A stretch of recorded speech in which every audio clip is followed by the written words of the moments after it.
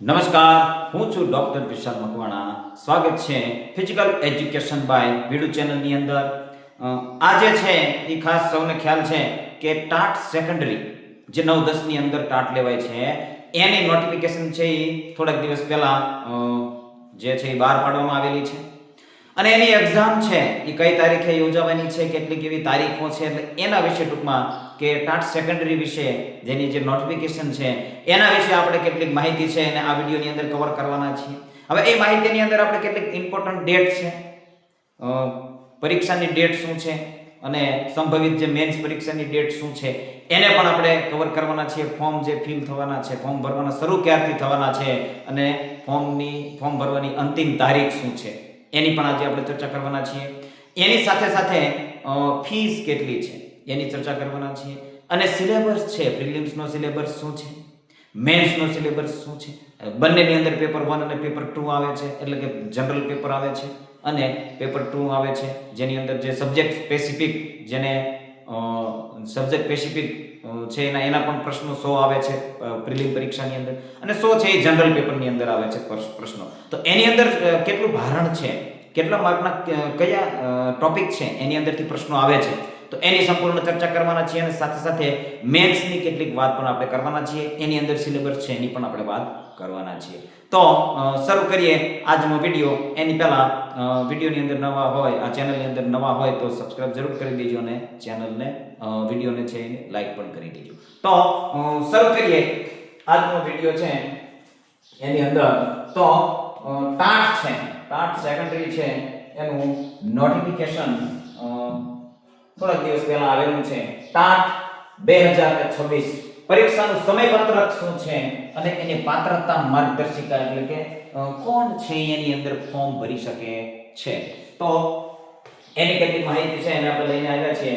તો TAT secondary 2026 ની પરીક્ષા પ્રક્રિયા સંપૂર્ણ વિગતો છે, આની અંદર ફોર્મ ભરવાની તારીખ છે, મુખ્ય પરીક્ષા સુધીનું દરેક સમયપત્રક છે આની અંદર તમને જોવા મળશે આ આજના વિડીયોની અંદર.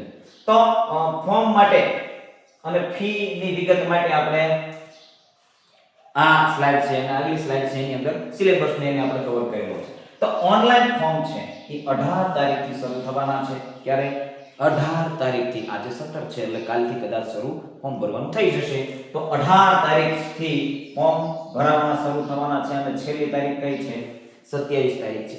જેવી રીતે ટાટ હાયર સેકન્ડરી અંદર ખૂબ જ ટૂંકો ગાળો ફોર્મ ભરવાનો આપેલો છે, 19 તારીખ એની છેલ્લી છે અને આમાં પણ એટલો સમયગાળો, ટૂંકો સમયગાળો છે, 18 થી 27 સુધીમાં તમારે ફોર્મ ભરી દેવાનું છે.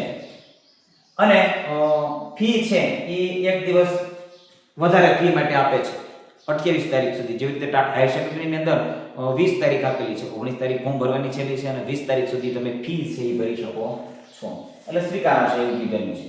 તો મહત્વની તારીખો છે એને આપણે જોઈએ તો 26 એપ્રિલ પ્રાથમિક પરીક્ષા એટલે કે પ્રિલિમ એક્ઝામ 26 એપ્રિલ. ક્યારે છે? 26 એપ્રિલ 2026 છે. એ નોટિફિકેશન ની અંદર આ ડેટ પણ આપી દીધેલી છે કે આ તારીખે તમારી પરીક્ષા પ્રિલિમ પરીક્ષા યોજાશે. કદાચ એની અંદર સુધારો વધારો થાય તો એનું નોટિફિકેશન આવશે, પણ હાલ છે એ આપણને નોટિફિકેશન ની અંદર આપેલું છે કે 26 એપ્રિલ 2026 ના રોજ પ્રિલિમ એક્ઝામ ટાટ સેકન્ડરી માટેની લેવાશે. ટાટ સેકન્ડરીની પ્રથમ તબક્કાની પ્રાથમિક પરીક્ષા છે એ 26/4/2026 ના રોજ લેવાશે.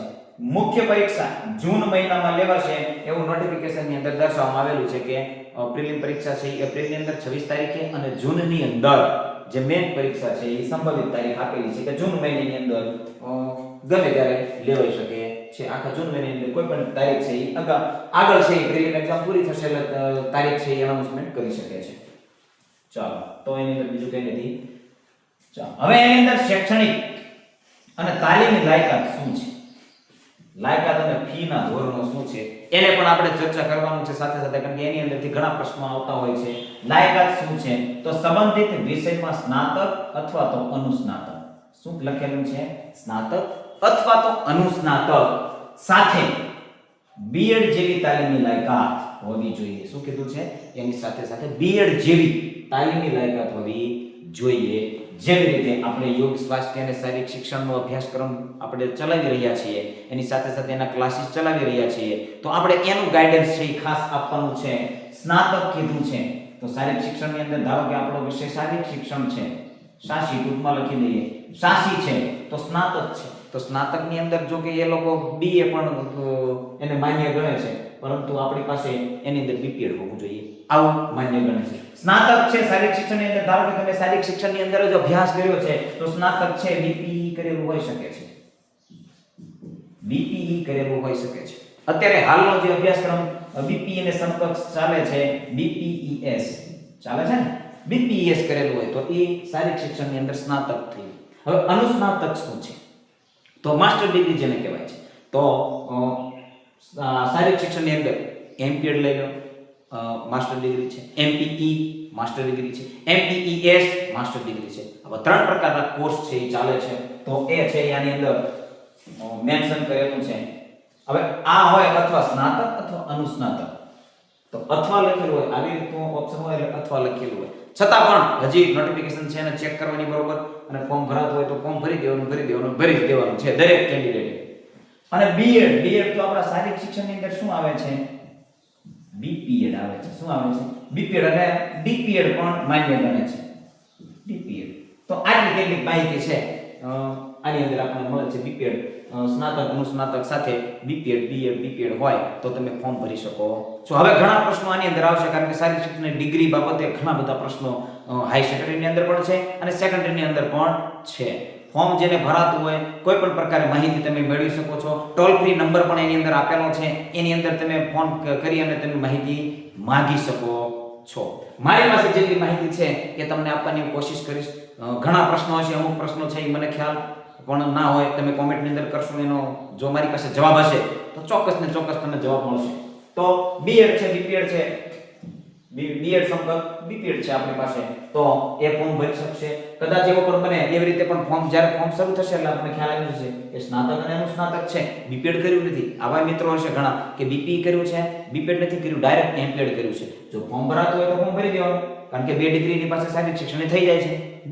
હવે હું એમ નથી કહેતો કે આ છે એ ડિગ્રી માન્ય છે કે કઈ રીતે છે. હવે એ નોટિફિકેશનની અંદર તમારે જોવાનું છે, જ્યાંથી માહિતી મળે એ માહિતી મેળવી અને પછી ફોર્મ ભરવાનું છે.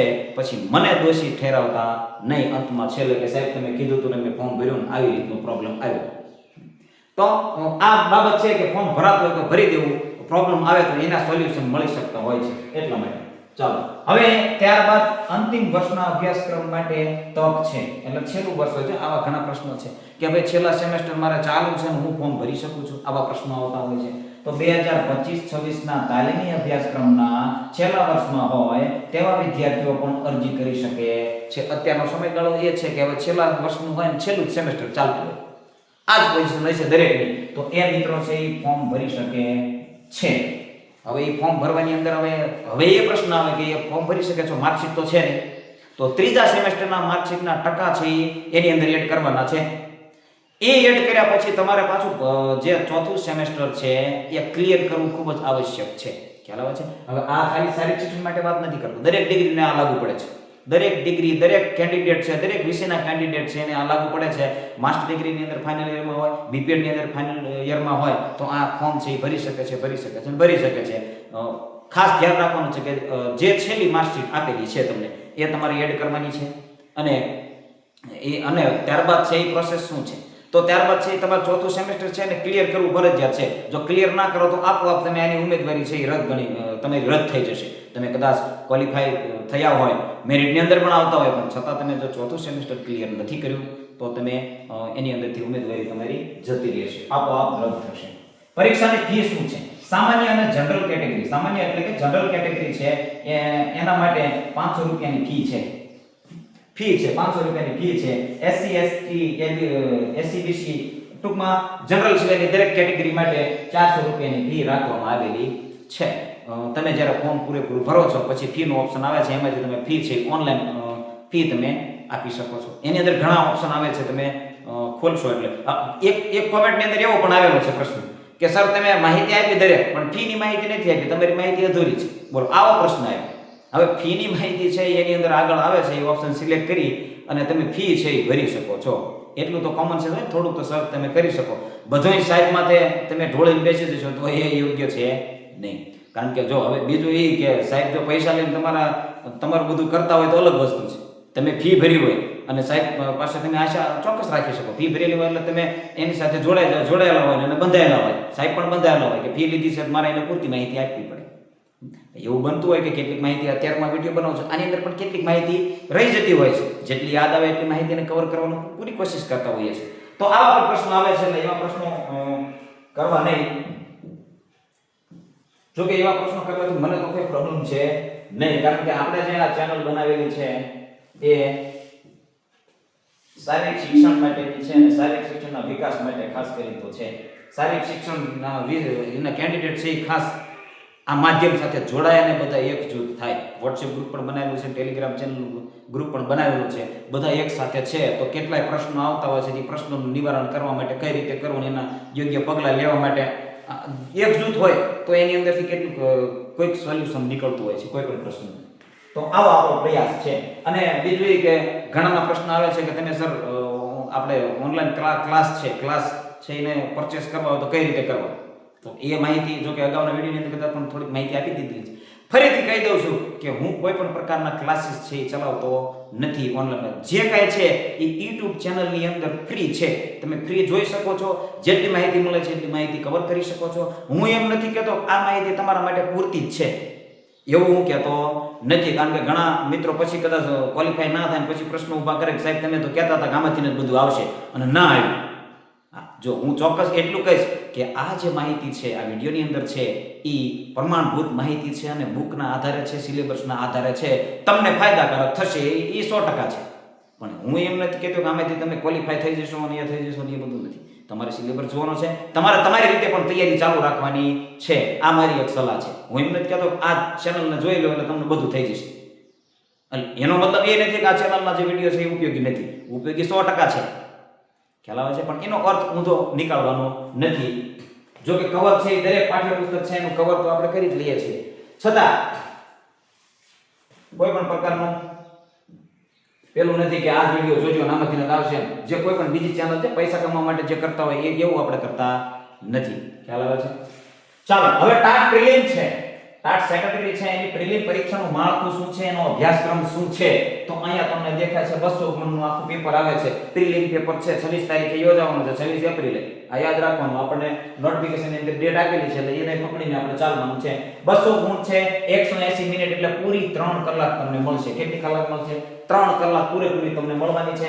નેગેટિવ માર્કિંગ તો કે છે 0.25, ખોટો પડે એટલે 0.25 છે એ તમારો માઈનસ થશે. નેગેટિવ માર્કિંગ પણ છે, જેવી રીતે ટાટ હાઈ સેકન્ડરીમાં છે આમાં પણ છે. 100 મિનિટનો 180 મિનિટનો સમય છે. દરેક ખોટા જવાબ ઓકે આવી જાય. તો હવે વિભાગ 1 સામાન્ય અભ્યાસ છે. હવે એની અંદર જો પ્રિલિમ્સ ની અંદર 2 છે, વિભાગ 1 વિભાગ 2. બે પ્રકાર બે વિભાગની અંદર પેપર આવે છે. 100 ગુણનું એક વિભાગ છે અને બીજો 100 ગુણનો એક વિભાગ છે. તો એની અંદર શું છે એને પણ જોઈ લઈએ. તો શિક્ષણ ફિલોસોફી છે વિભાગ 1 ની અંદર. મનોવિજ્ઞાન પૂછાય છે, ભાષાઓ પૂછાય છે, સામાન્ય જ્ઞાન પૂછાય છે. ભાષામાં કયું આવશે? અંગ્રેજી આવશે, અંગ્રેજી, અને બીજું ગુજરાતી આવશે. શું આવશે?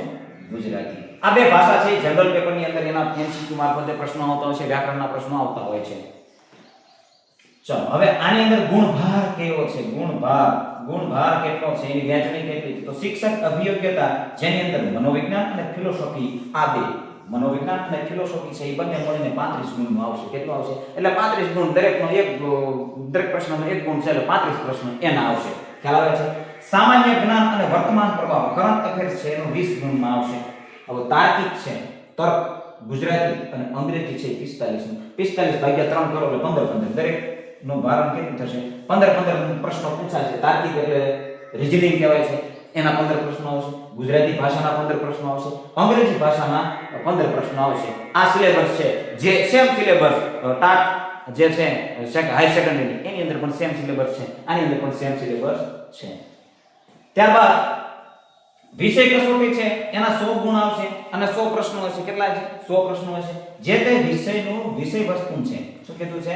જે તે વિષયનું વિષય વસ્તુ છે એટલે કે ધોરણ 9 અને 10 મુજબ રહેશે. જો અહીંયા ચોખ્ખું લખેલું છે 9 અને 10 નોટિફિકેશનમાં લખેલું. ઘણા પ્રશ્નો પૂછે છે કે સાહેબ હાઈ સેકન્ડરી અંદર જે આપણે ચાલુ કરેલા ક્લાસ એની અંદર પ્રશ્નો આવેલા કે સર 11 અને 12 નું વાંચવાનું કે 9 10 નું પણ વાંચવાનું કે 6 થી લઈને પૂરેપૂરું વાંચવાનું? તો એસએટીની જે તૈયારી કરે છે, જો આ પણ કહી દઉં કે સ્પોટ એપ્ટિટ્યૂડ ટેસ્ટ ભવિષ્યમાં એક્ઝામ લેવાય તો એના માટે 6 થી લઈને ધોરણ 12 સુધીના પાઠ્યપુસ્તકો છે શારીરિક શિક્ષણના, એને પ્રાધાન્ય આપેલું છે, તો એમની માટે તમારે દરેક વાંચવું પડે.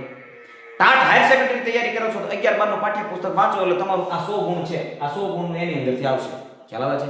હવે ટાટ સેકન્ડરીની એક્ઝામ આપો છો તો 9 અને 10 જો આપ્યું છે, 9 અને 10 નું પાઠ્યપુસ્તક તમારે લઈ લેવું, જે વિષયની અંદર હોય એ વિષયનું 9 અને 10 નું પાઠ્યપુસ્તક લઈ લેવાનું છે, એની અંદરથી પ્રશ્નો આવે છે, આ 100 ગુણ છે. ખ્યાલ આવે છે? એ સિવાયનું બહાર તમારે ક્યાંય જવાની જરૂર છે નહીં.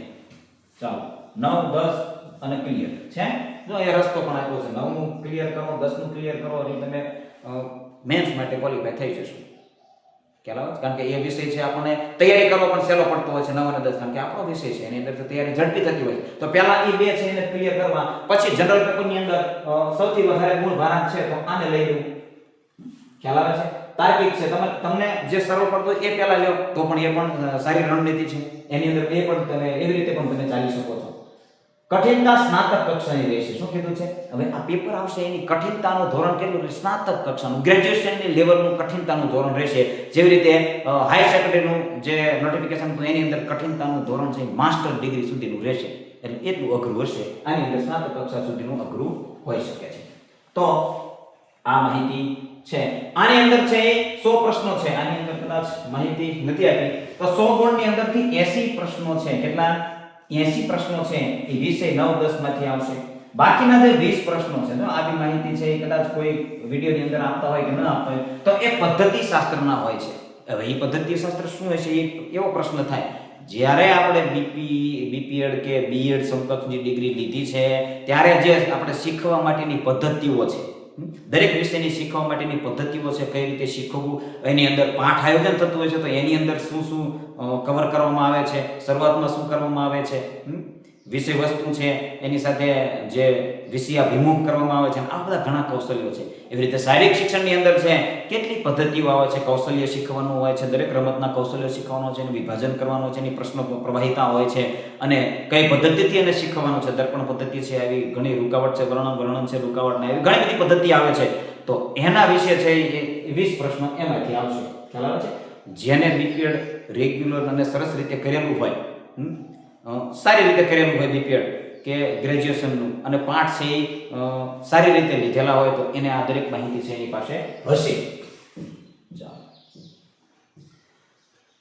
ચાલો હવે ત્યારબાદ મેન્સ પરીક્ષા છે એનું પણ કેટલીક મુખ્ય પરીક્ષા મેન પરીક્ષા છે એનું માળખું અને માર્ગદર્શિકા પણ સાથે સાથે લઈ લઈએ. જો કે એ એક્ઝામ છે આપણે પ્રિલિમ પૂરી થશે એટલે આપણે મેન્સનું પણ આપણે કવર કરવાના છીએ. ટાટ હાયર સેકન્ડરી હોય કે ટાટ સેકન્ડરી હોય તો એની પણ છતાં આ સિલેબસ એની અંદર શું આવે છે, ઘણા પ્રશ્નો આવે છે. કારણ કે ઘણા મિત્રો કેવા છે, ખૂબ જ તૈયારી વાળા છે, ઘણા સમયથી તૈયારી કરે છે, એમના પાઠ્યપુસ્તકો છે એ કમ્પ્લીટ ક્લિયર થઈ ગયા છે.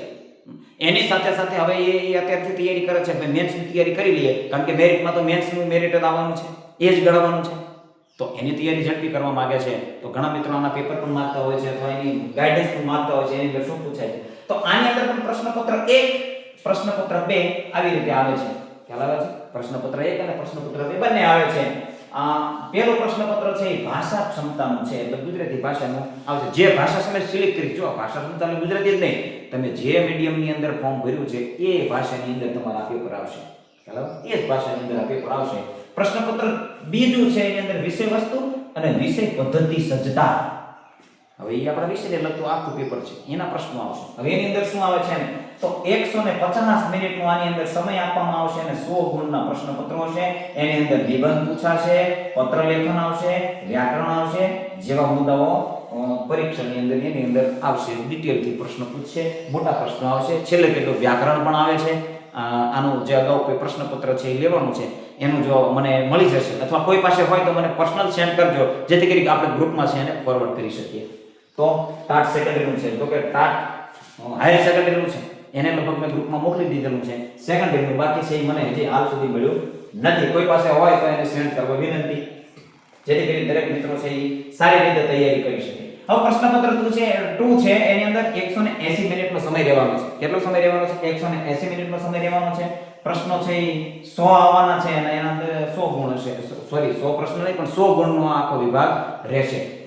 એની અંદર કેવા પ્રશ્નો આવશે? મુદ્દાસર આવશે, ટૂંકા આવશે, હેતુલક્ષી પ્રશ્નો આવશે, એના દ્વારા વિષય છે એની ચકાસણી કરવાની છે.